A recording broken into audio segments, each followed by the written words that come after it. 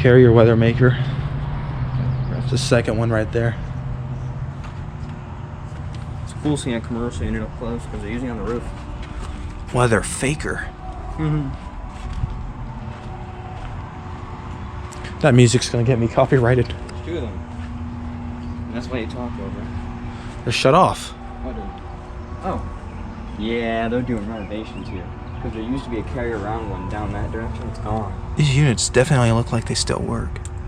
It's only from 2016. Yeah, so they're renovating. I think they're putting new ones in. So this unit's probably going to be gone very soon. Same for this one.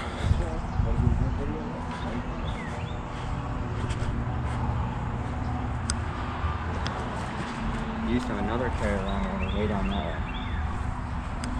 I find it interesting how these carriers are shut off, but this Lennox right here is on.